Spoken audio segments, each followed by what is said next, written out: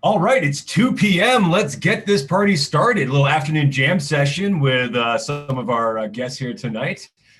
Listen, I'm really excited to have Mike Taschuk here, founder of G2V Optics. We got a really fun session ahead of us here, looking closely at the technology that he's built.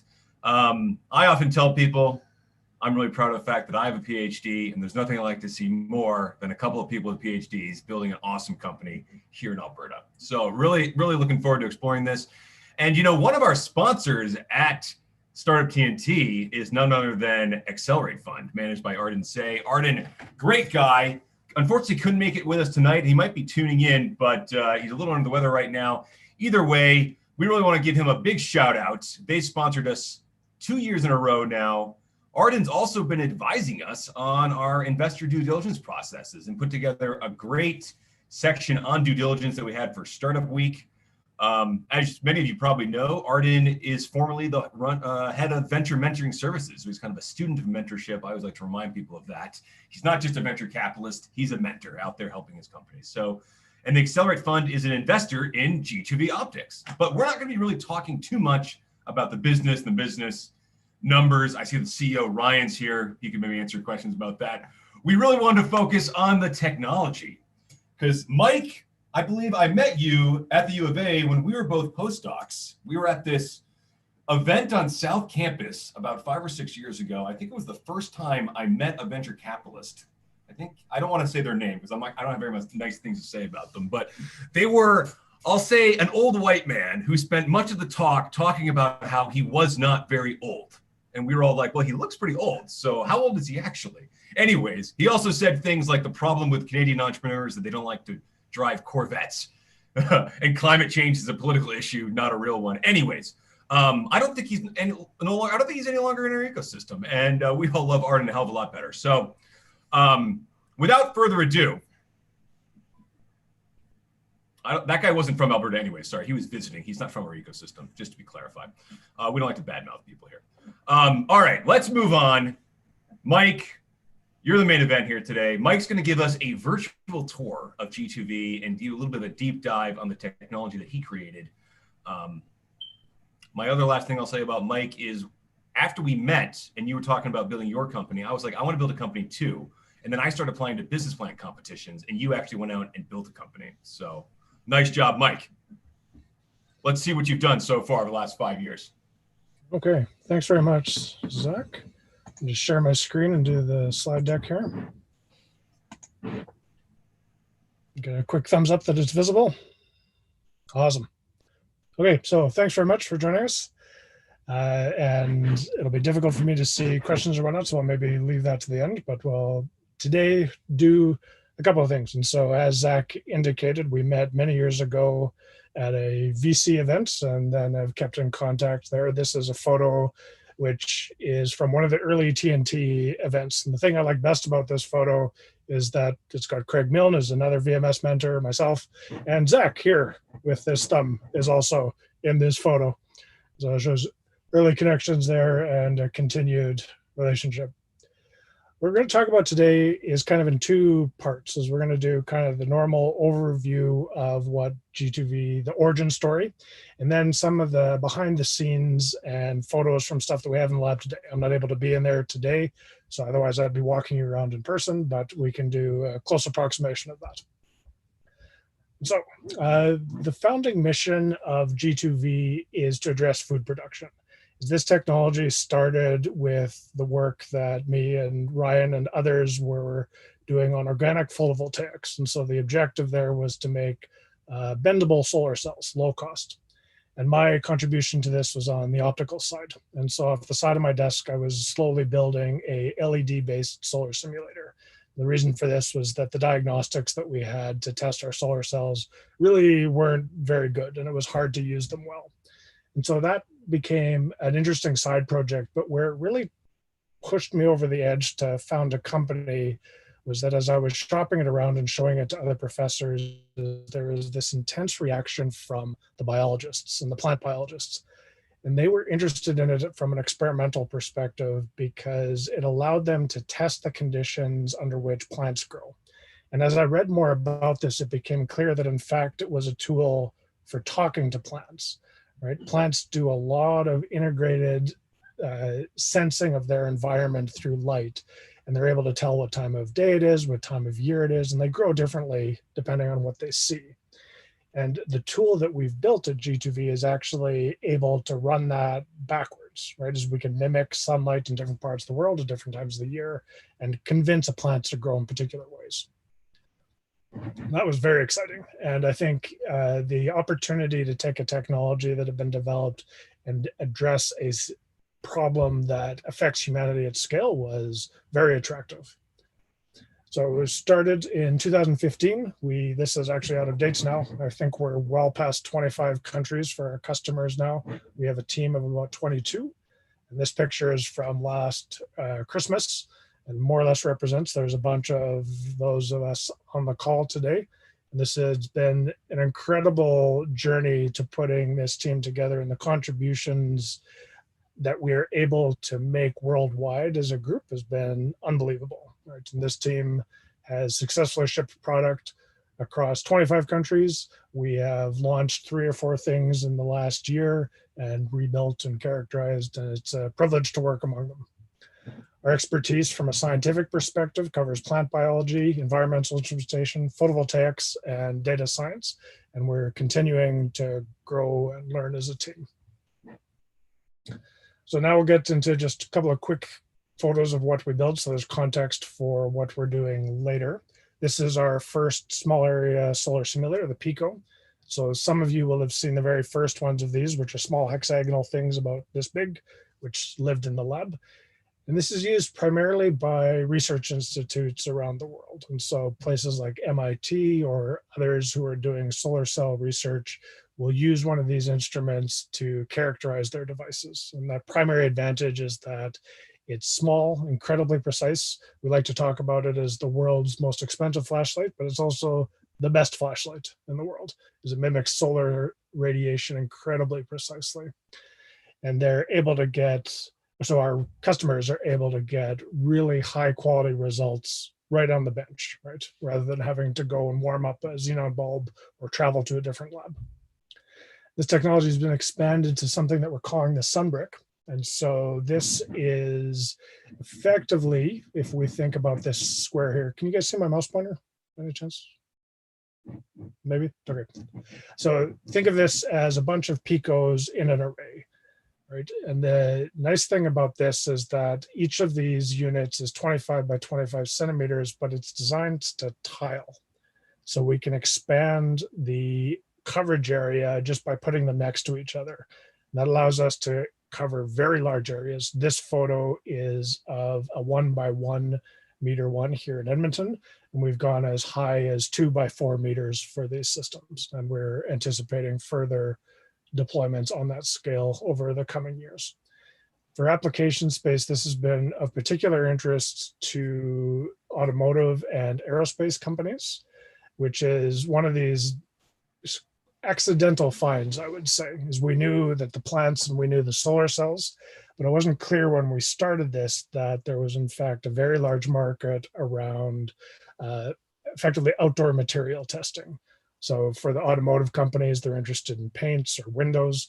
And for the aerospace companies, they want to qualify large solar cells or other materials that have to fly at high altitude or in orbit. Hey, so Mike, this is really awesome. Can you just elaborate a little bit for us? What makes this really unique in the field right now? So there's kind of two major things. I think one is the flexibility of it, right? And so the ability to scale the area up and down has no equivalent in the marketplace. But the other thing that's been particularly interesting for our customers is the spectral range, right? And so all of us have seen LEDs make their way into the household, right? And so those are white LEDs and they're optimized for the human eye. But sunlight and materials that respond to sunlight have to have good quality light from the blue end, which is 400 nanometers, out to the red, 700, and well past that to 1100 or 1800 nanometers. What we've been able to do is actually source and use those LEDs in a cost-effective way that allows these companies to mimic orbital radiation. And so what I mean by that is that the atmosphere absorbs significant chunks of a spectrum. And so you can't test something that's going to fly in orbit on the ground. You have to actually duplicate the sunlight conditions as it would be seen by something like the space station, right? And so because we have the range of LEDs and our capability of controlling them, we're able to mimic that radiation or other variants of it. And do you guys have IP around both materials and like the software programming that you're using, or? We do, yeah. And so there's a bunch of calculations and work around actually mimicking those different spectral conditions. But the thing that's particularly unique about us is our ability to characterize it, right? And so the detailed understanding of the optics and the characterization measurement nexus is a relatively rare skill set. And it's one of those things that I picked up on my path through academia through a laser lab, right? And so being able to characterize light in all its different metrics has been of enormous value to us, because we're able to verify and validate for our customers that they're getting the precise light conditions that they need. Okay, awesome. Thanks, Mike.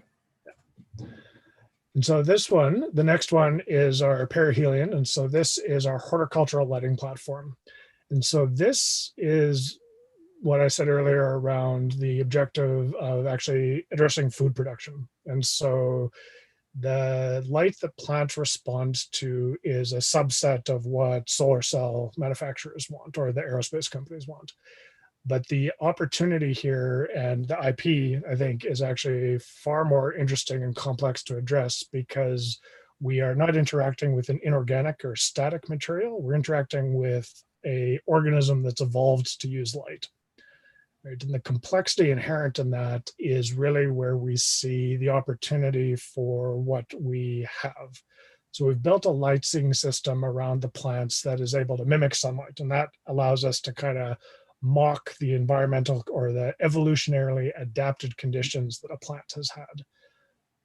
But the way that we think about plants is as they are slow computational organisms, right? And so plants are able to see a slightly wider range of colors than us, but they actually adapt in real time. And we're only now starting to learn, not only us as a company, but the scientific community, us, learn exactly how complex that is. There's equivalents to AND gates. There's equivalents to multiplication in a plant. It just happens slowly, right? It's a chemically mediated computation instead of computer. And so our opportunity, and the thing that we're investigating in our own lab and in a research program at the University of Alberta, is exactly how to understand the relationship between the light and the plant and the outcomes that we're interested in. Okay, so those are our markets.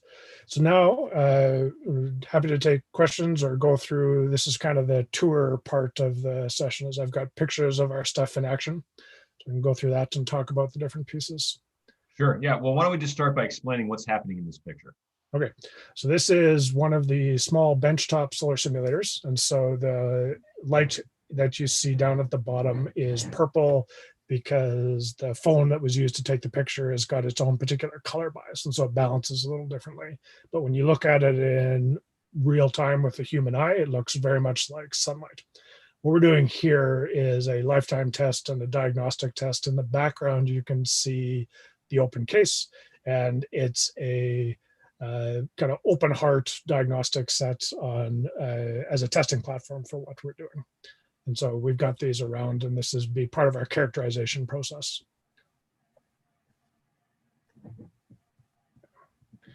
This one, okay, so this one's super exciting.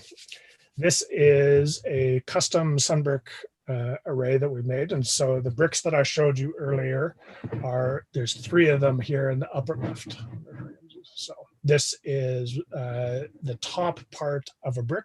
The previous one we showed you was flat, right? And so it was out in a 2x4 meter array or 1x1. This is 3 carefully engineered ones that are pointing into one spot. And what we're doing here is a concentrated solar PV array. And so this one was designed to hit 4 suns, and we're busy trying to qualify it now before we ship it to a customer. The thing that really excites me about this is that this starts to unlock new science for our customers. Right? There's kind of 2 major thrusts for photovoltaic deployments worldwide. One is the panels that you see in large arrays, and the other is the ones where you see a bunch of mirrors that point together and concentrate light. And this is aimed at that sector. Right? And so we were contracted to build this thing. And the opportunity here, and what is unavailable for other technologies, is the opportunity to simultaneously control intensity and spectrum, and they will be able to work out the scaling properties of their devices underneath this array. And so I haven't done a lot of searching for this, but based on what I do know about LED solar simulators, I think this is going to be the world's most powerful one in terms of intensity. Mike, just to clarify, this is exciting to people that are doing research and manufacturing the photovoltaic. This one's a research one. Okay. Yeah. The arrays themselves are interesting to people in closer, back up, also interesting to manufacturing, and those who are scaling up for manufacturing. So trying to qualify materials or possibly do module testing. So you can envision an array like this that would live at the end of a production line and characterize modules as they came off of it. Okay. We haven't done that yet, but this is something we're interested in exploring further. Okay, there are a couple questions coming in from the chat. Oh, sure. Okay. So one of them actually was going back to what you were talking about earlier, and you're really excited about the ability to use your system to study how plants are interacting with the light and adapting to the light. Yep. Is there a name for the plant's ability to sense and adapt to light? So there's a bunch of different behaviors, and they have different names. And so one that people might be familiar with is phototropism. So I'm sure I'll have that right, but it's the tendency of a plant to grow towards light if it's starved, right? And so this is a simple example, but there's other characteristics around the chemicals that absorb the light themselves. And there's 2 major categories. One of the chlorophylls, or the chlorophylls, and they absorb light for energy harvesting. And then there's a bunch of other chemicals that detect the quality of the light. And so that's the color of it.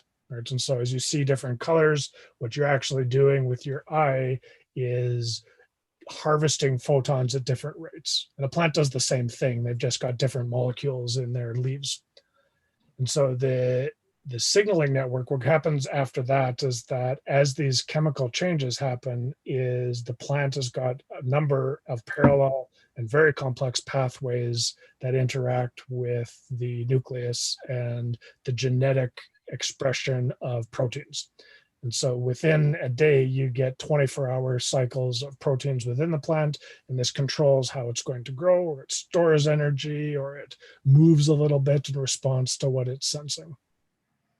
That's pretty awesome, Mike. So are people using this in almost like a directed evolution type of study where they're trying to optimize different properties of the plant? This is one of the things that we think is possible, yeah. And so there is some work around not so much breeding plants, although I think that would be possible in a really fast mode. But and Ryan likes to talk about this as a supernatural growth season, right? And so one of the things that's interesting about vertical farming is that you remove a lot of the stresses that a plant has in its evolved environment. And so you automatically get a benefit because the plant is just kind of relaxed, right? And so it doesn't have as many stressors on its growth and it grows better. On top of that, the opportunity to kind of overload or drive the plant at its physical limit is really the interesting thing here, right? And so on top of the normal stress reduction and giving a plant exactly what it needs when it needs it, if you can drive the plant just that extra 10% or extra 30%, depending on what you're aiming for or what the plant will actually tolerate, you can achieve a much bigger plant, a much faster growth, or other economic outcomes for growers. Okay, I think we should move on because I know you have a bunch of slides and it's already 20 past the hour. But I don't know, we're one question. I'll bring Shahil's question in at the end, I think. Okay, go ahead. All right. Okay. And so this one, this is back in our bay. And so if we were actually able to tour you around, you'd be able to see this. This is an insulation box in which we're doing lifetime testing of our perihelion. And so this has been a lot of fun. I think I should have made a progression slide for you. This second picture here on the right is our most recent version of our perihelion fixture. And so it's gotten, I think, 2/3 lighter, and it's incredibly cool compared to some of our earlier versions. So it's very thin. This is 8 light bars in parallel and then a power box in the middle. And so what we're doing here again is lifetime testing under hot environment to try to stress the system and make sure that it's good for deployment. Okay. Okay, so you can actually get a good picture of this here. This is back a version, but you can see the light bars there, and you got an image of the LEDs and some of the plants that are in our front office right now. So one of the entertaining things about this is that we've got, in our research partnership with the University of Alberta, we work closely with Professor Ulrich and his postdoc, Sabine. And so she is working with us on this experimental garden. And so this is not a production garden. It's for us to stress and test the plants. And on the top of this slide are additional sensors that we're using to monitor the plant and do different experiments in terms of stressing or helping the plant react to different growth modes or different lighting modes.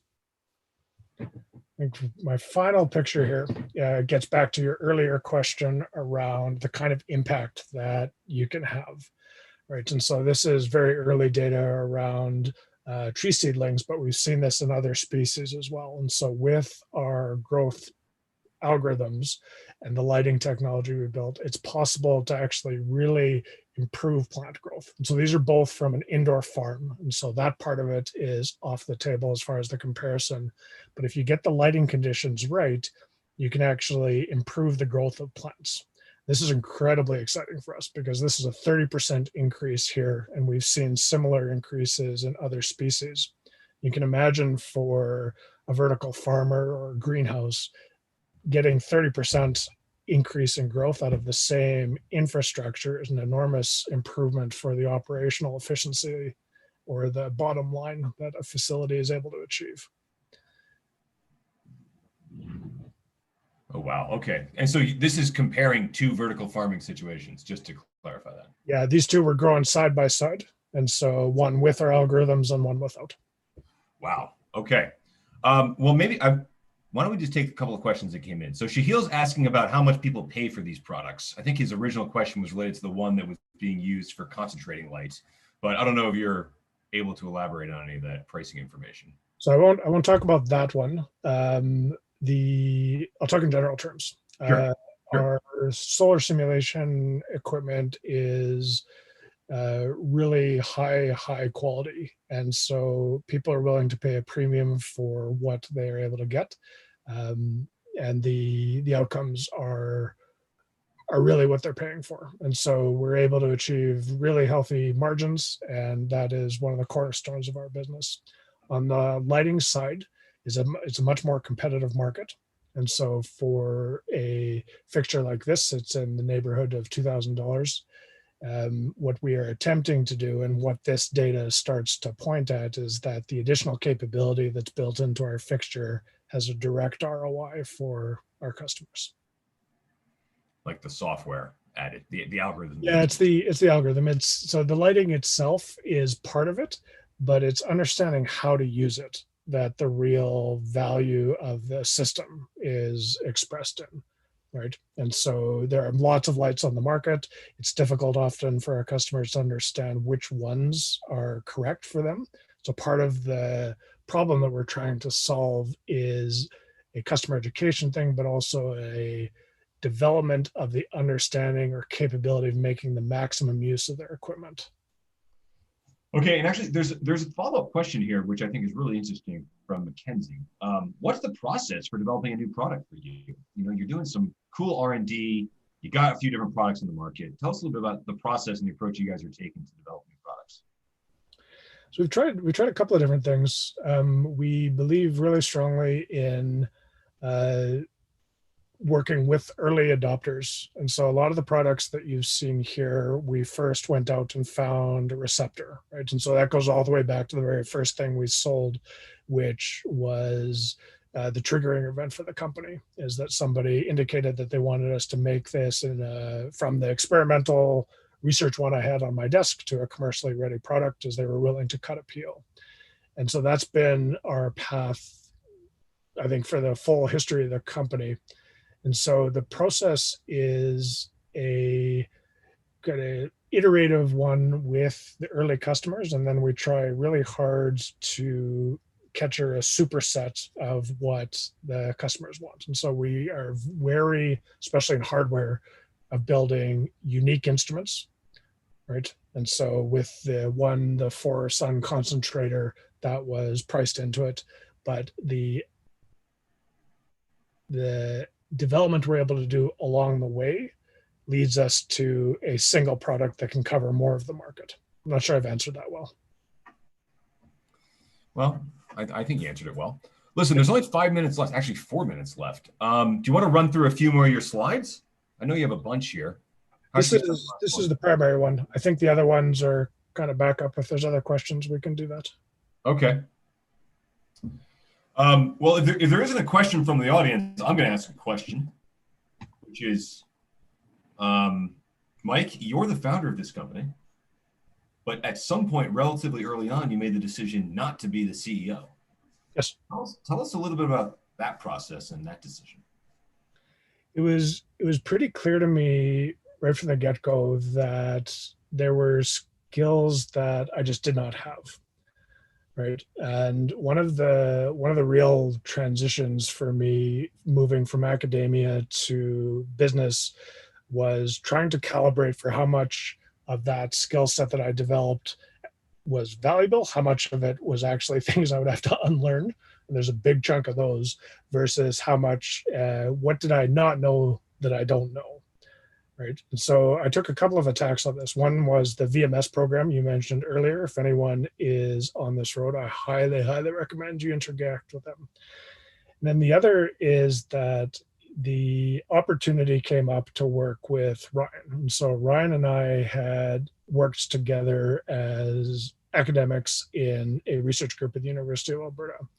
One of the things that was particularly attractive about this was the kind of instantaneous trust. Right, as we had spent 4 or 5 years working together, learning each other's foibles, and the opportunity to kind of cut through all of that and get someone that I implicitly trusted to help me develop the company and the technology was a jewel without price. I don't say that enough, and certainly don't say that enough in public, but it was absolutely one of the best decisions I've ever made. Yeah. Right. Okay. Well, I think that's like an important part of that story that shouldn't be lost on people is that you brought in a new person to the CEO, but you already knew them quite well. And they also have a PhD. They kind of have a bit of a similar background to you. So there was a lot of shared language, right? Ryan and I often have to translate for each other, but I think maybe he translates more for me than I do for him. But it was essential, right? As we have a shorthand, and because we had worked together for so long and so well, that the other important part of that is that it was the most productive period of my career as an academic. That the opportunity to have that again in a new environment was quite nice. Hey, listen, there was we only got a minute left here. There's actually a good practical question that I meant to ask from Jeremy, which is where do you guys manufacture your electronics, the PCB and the fabricator? So we do most of that in Canada. So the boards themselves sometimes come from overseas, but the assembly is done here. So for small volumes, we do it ourselves, but we like to only build the first 5 to 10. After that, we really, really try to find someone else to do it for us, as we're not manufacturers, right? Not electronics manufacturers, but we can do the initial steps. And actually that gets back to the product design thing, is our ability to do that allows us to iterate really quickly when it's cheap, But then once it gets to larger volumes, we try to back off of it so that there's experts in that path. Okay, listen, Mike, I think we're going to end it here. It's been really great having you. I've learned a lot from the discussion today. I hope everyone else did too.